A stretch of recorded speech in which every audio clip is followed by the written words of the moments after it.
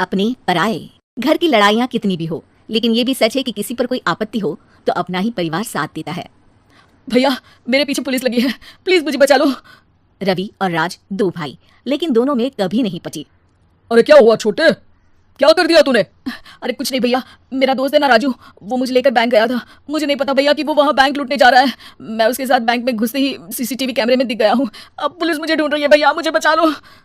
राज कुछ सोचता है, फिर कहता है, ओके तुम यहीं रुको, मेरा एक दोस्त पुलिस में है, मैं बात करता हूँ।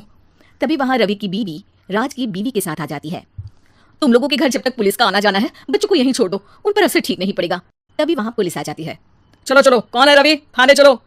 मैंने कुछ नहीं किया, मुझे कुछ नहीं पता।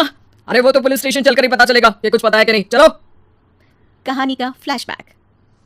भैया मुझे मेरे मकान में हक चाहिए ही चाहिए। अरे लेकिन छोटे, अभी मेरे बच्चों पर काफी खर्चा है, तेरी भाभी की भी तबीयत ठीक नहीं रहती, बजट बिल्कुल नहीं है कि मैं अलग होकर रहूं। देख लो भैया, 1 महीना है तुम्हारे पास, जल्दी से घर खाली कर दो। अरे कैसी बात कर रहे हैं भैया, मेरे शरीर में अभी इतनी हिम्मत भी नहीं कि घर को खाली करे। तो क्यों अपना पोषण बेचा भाभी? अरे तुम तो जानती हो, पिताजी की बीमारी के कारण उन्हें हमारी जरूरत थी, कैसे आते पैसे। ससुर जी तो बूढ़े थे भाभी, उनकी बीमारी में भी पैसे लगाना कौन सा अकल का काम था? तो क्या पिताजी को मैं मरने के लिए छोड़ देता? अरे रवि तू तो समझ, पापा को हमारी जरूरत थी, उन्होंने हमारे लिए हर वो काम किया जिससे हमें खुशी मिले। बैक टू रवि जो जेल में बैठा है। ये मैंने क्या कर दिया था? मैं ना पिता का हुआ ना ही भैया का, मेरे साथ जो हो रहा है ठीक ही हो रहा है। तभी वहां पुलिस वाला आता है। रवि तुमसे कोई मिलने आया है। भाभी आप यहाँ क्यों आई? पुलिस स्टेशन है ये भाभी। भैया आपकी जगह मेरा भाई होता तो क्या मैं नहीं आती? अच्छा ये खाना ले लीजिए, खा लीजिएगा। आपके भैया लगे हैं वकीलों और पुलिस वालों से बात करने में, डरने की कोई बात नहीं, जब आपने गुनाह किया ही नहीं तो सजा भी नहीं मिलेगी। रवि भाभी को देखकर रोने लगता है। घर में साक्षी चुपचाप बैठी होती है कि तभी सोनम कहती है, अरे साक्षी क्या हुआ, परेशान क्यों हो रही हो? भाभी अभी अभी पुलिस स्टेशन से खबर आई है, इन्हें बड़े जेल में शिफ्ट किया जा रहा है, मैं क्या करूंगी भाभी? रो मत, हम अच्छे से अच्छा वकील करेंगे। लेकिन उसमें तो बड़े पैसे लगेंगे दीदी, हम इतना पैसा कहाँ से लाएंगे? अरे क्यों, ये मकान है ना, और मेरे कुछ गहने भी है। साक्षी की आंखों में पानी आ जाता है।